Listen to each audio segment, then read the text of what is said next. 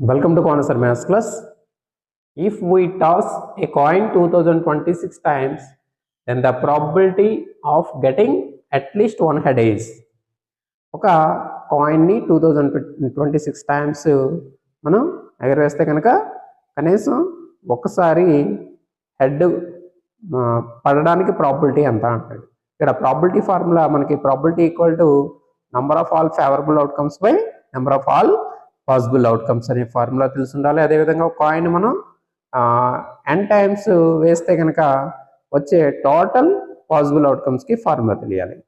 ఒక కాయిన్ని మనం n times వేస్తే దానికి వచ్చే ఆల్ పాసిబుల్ అవుట్కమ్స్కి ఫార్ములా 2n.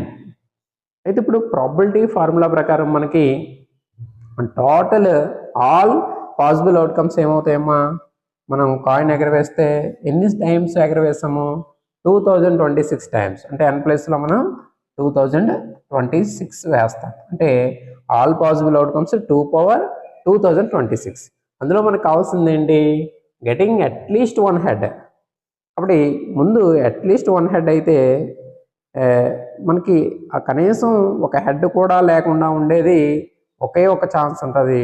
అంటే అన్నీ కూడా టైల్స్ పడే అవుట్కమ్, అన్ని టైల్స్ పడే అవుట్కమ్ ఓన్లీ ఒకటి మాత్రమే ఉంటుంది. కాబట్టి ఈ టోటల్ ఆల్ పాసిబుల్ అవుట్కమ్స్ నుంచి ఒకటి తీసేస్తే ఆ రిమైనింగ్ అన్నీ కూడా మనకి ఫేవరబుల్ అవుట్కమ్స్ అవుతాయి.